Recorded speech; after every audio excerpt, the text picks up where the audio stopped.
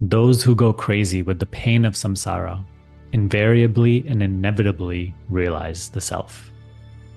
When the mundane existence has become altogether intolerable and even inconceivable, then realization is not far away. If samsara is still acceptable or reckonable to you, will it be possible for you to realize? The unreal must be totally shunned. That is to say, the mind must be divested of any inclination to pursue it. One's vasanas must be burned to the point of complete annihilation in the fire of Vairagya. Without Vairagya, Gyan cannot be achieved. What is Vairagya and why is it so important to our spiritual path? That is the subject that we are going to explore very deeply today. I'm also going to share with you my personal experience with this entire subject of Vairagya and all the things that I have come to realize on my own spiritual journey of why it is so important. Because it is true, without Vairagya, meditation continues to be so difficult. The mind remains restless, always chasing an experience. So we're going to talk very deeply today. It's good to devote some time to this topic because understanding it, realizing it, and then really practicing it completely transforms our spiritual journey. So, to start off today's video, to honor this subject in the right way, let's begin with a short guidance that will actually start to reveal to you the nature of Vairagya. And then afterwards, after the guidance, we'll talk about certain examples of Vairagya and how to cultivate it in your experience. So, take a moment to close your eyes. And for this moment, have no needs at all.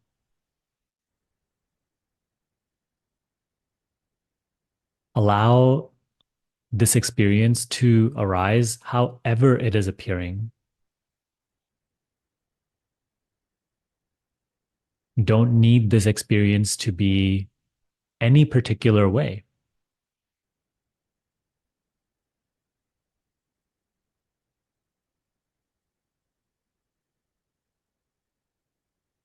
If anything, it is worth noticing the disturbed, restless mind, which wants something so specifically right now. Perhaps it likes what is being said or doesn't like what is being said.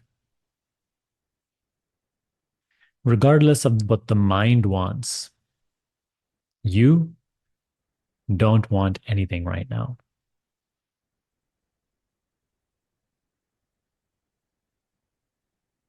Give yourself the gift of having no needs, no wants, just for this moment.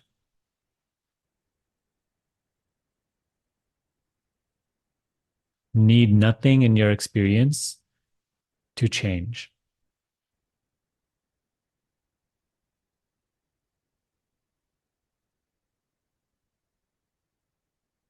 The body has needs, the mind has wants, but you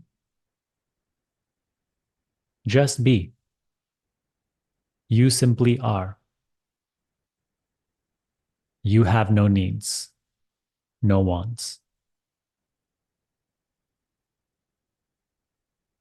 You are ever fulfilled. Revel in your own beingness.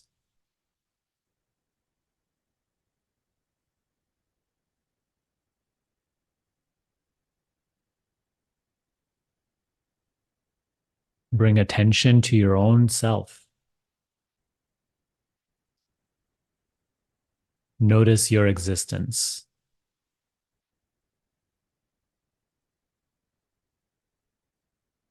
without any thought of before or later.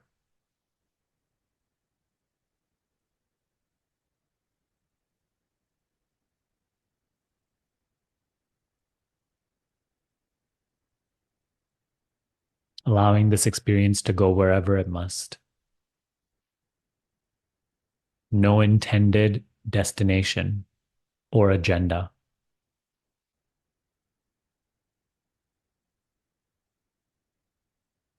hold on to no motive,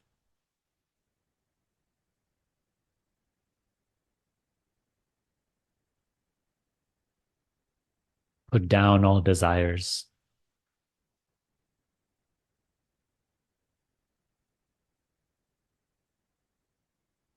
just be. Now, from this place, we can talk about Vairagya. What is it? In a simple way, we can say that it is dispassion or non attachment to sense experience. If you take a moment to notice that all of our lives we spend in an endless pursuit of some sort of experience. The mind is always just pursuing next, next, next. And it is always chasing an experience that it is under the impression will fulfill it. The mind feels that some sort of sense experience will bring it ultimate satisfaction, safety, stability, truthfulness, happiness. Learning to understand that no sense experience can bring fulfillment is Vairagya. It's a quality that begins to naturally be cultivated within us as we mature on the spiritual path, where we really start to deeply understand that experiences which come and go have no truth, have no reality.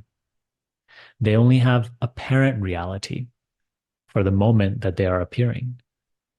For example, this very experience right now of you watching a video soon will no longer exist. This entire sense experience is merely an appearance in our awareness, arising, passing, to no longer chase objects of sense perception as a means of happiness, safety, security, stability, identity is Vairagya. So, how do we cultivate Vairagya? The first one I would like to share with you. And this is something that I, in my own experience, have constantly observed and still continue to observe. Anytime I notice the mind wavering outward, attaching itself to an experience, is that experience is impermanent. And because of its impermanent nature, it can never fulfill desire. This is one of the main teachings of the Buddha. He asks us to observe how there is no stability, no reality in anything which comes and goes. He shares with us, so do many other spiritual teachers, that every experience that is observable passes. It has no truth, no reality. Yet we find our mind endlessly attached to the next experience, always something else, always believing that, hey, the next experience will bring me happiness. We can begin to cultivate Vairagya, which is a detachment, a non attachment to experiences, to outer conditions, by learning to observe the impermanent nature of all experiences. Everything comes and goes. And not only your experience of the world comes and goes, but also the experience of the body and the experience of the mind. These things are not self. They are also part of the changeful experience. Notice how throughout your life, the body has been a changeful phenomena, changeful object of perception, along with the mind, personality, self-image. They are all so changeful. This is what I began noticing in my experience so deeply when I started to explore these teachings of self-inquiry and Vairagya. At that time, I was so driven to gain success in the world and wealth and power, as all egoic motives tend to be, always for the sake of personal gain. And I began to actually acquire a little bit of success. I was fortunate enough to acquire a little bit of success and start to achieve some goals I had set for myself, personally, financially. And I started to notice that no matter what achievement I came upon, whatever experience that I really deeply desired, I got to experience. I would notice that it happens and then it just passes. And it's nice when it happens. It's like a hit of pleasure for the mind. But then that experience passes and the mind begins its search for something new. The goalpost of happiness just gets shifted to the next experience, to another object of desire, to another achievement. I started to notice how the mind is never satisfied. It is never fulfilled. And I then continue to pursue my desires with great attachment, with great force. And I still started to observe this tendency of the mind to never be fulfilled, no matter what I achieved, no matter what I attained, no matter what experience I acquired. It was always just looking next, next, next. This started to really bring this interest, inwardly for me. I started to notice that like we can't spend our life just chasing sensual desires. And that's what all desires really are.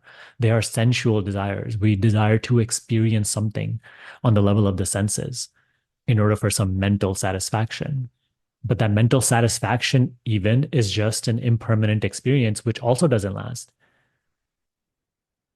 And so, what's the point of attaching so much and having your sense of well being, your sense of identity, your sense of happiness be tied to conditions, conditions which can never really fulfill the promise of happiness anyway?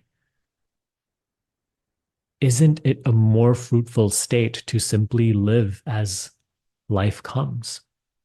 Now, this doesn't mean that you can't try to pursue any goals. You can pursue goals, you can engage in the work that you enjoy, you can act on your passions and inspirations, but now you don't do it out of a sense of attachment to some sort of experience that you think happiness lies on the other side of. And your sense of identity is not tied to whether that goal is fulfilled or not. That is the difference. And that is where what I started to practice. And I found it to be so fulfilling, which is why I'm here talking to you today to share the same thing with you. As we begin to observe the impermanent nature of all experiences, and that no experience can fulfill your mind's desire for experience, that will naturally start to cultivate this strong Vairagya from within, where you're not going to have any resistance to experience. This is not some sort of nihilism that is being proposed here. You will be able to experience fully, but now our happiness is not tied to the external. Our sense of identity is not tied to the external. Our whole life is no longer just a chase for the next experience. It starts to become inward turned. Now, rather than chasing the next experience, we are pursuing self knowledge.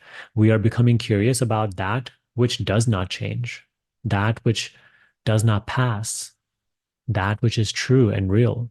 If you're interested in living in this way, of course, it's difficult because you're in the middle of the world, which is totally conditioned to do the opposite.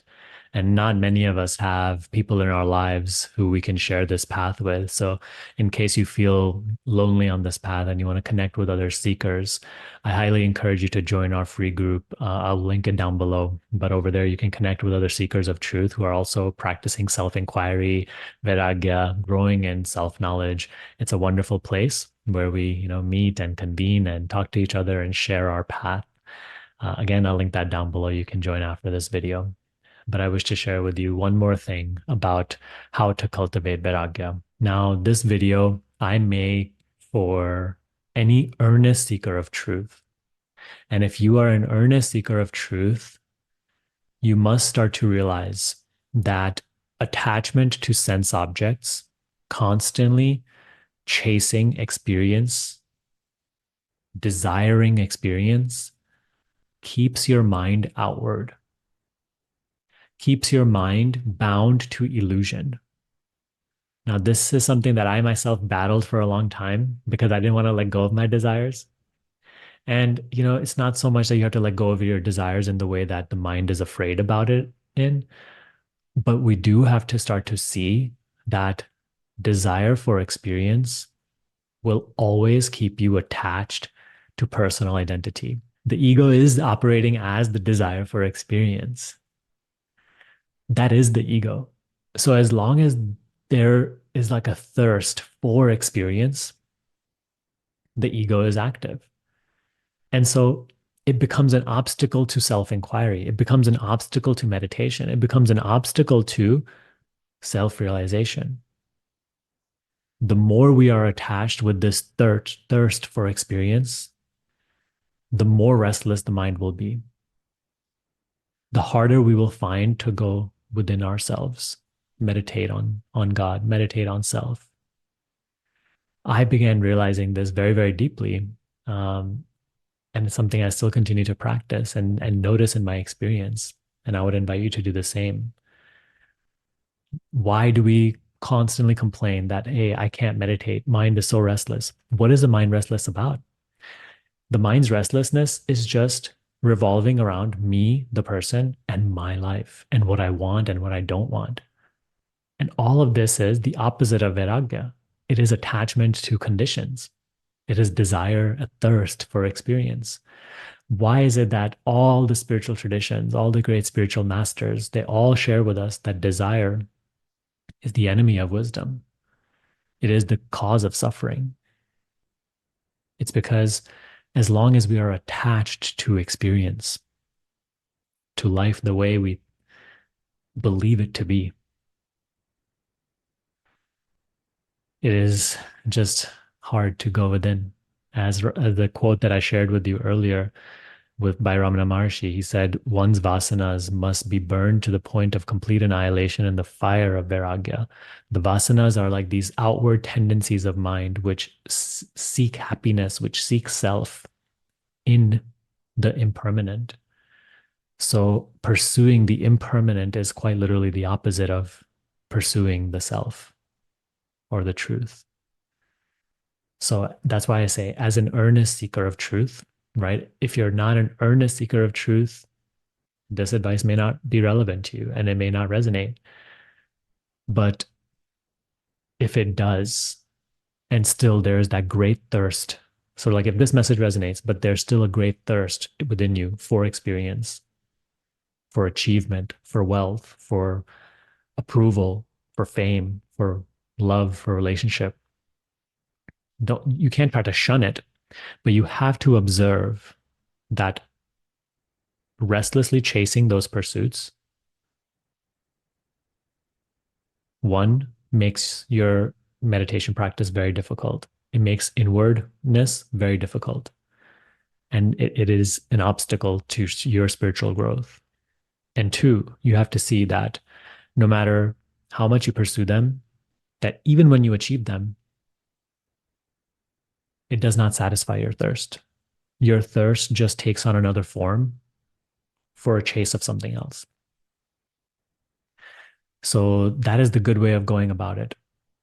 I never felt that it was natural to like suppress desire, right? I just didn't think that that was the right way to go about it. So to whatever degree, I still like have a thirst for experience. If it can just be let go of, like I followed this advice from Nisargadatta Maharaj. He said, if certain desires can just be let go of, great, let go of them. Certain ones that are like more deep rooted in the mind, pursue them and see that they don't make you happy, that they don't lead to lasting happiness. So that's the approach that I took and what I would recommend to you. Pursue the things that you feel like you can't let go of. that you really feel like, hey, I need this, I want this, I can't, live without pursuing and chasing this, do it. Engage fully in that pursuit.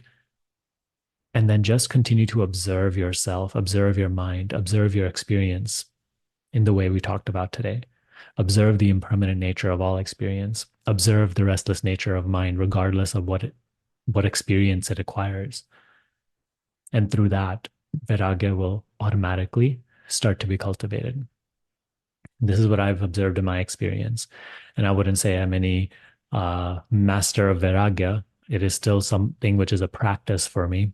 However, I found this approach to be the seamless way where you take the approach of self observation and just letting things work out on their own, letting the Vairagya mature on its own, rather than feeling like it's something you have to force to make happen, rather than suppressing desire or pretending that they're not there.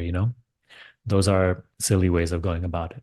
So, once again, only when this outwardness begins to die out within us, it turns into inwardness. Both may be going on right now.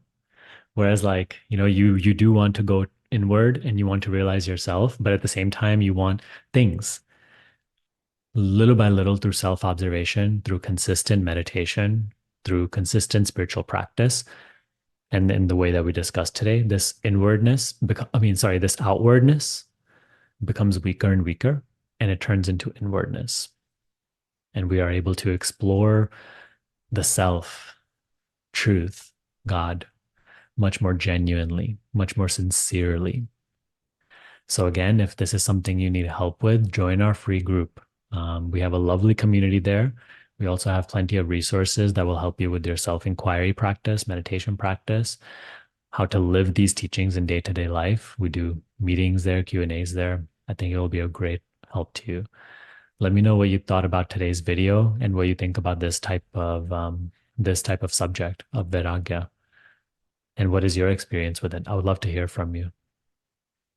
I hope you enjoyed the video and gained value from it. I'll see you next time.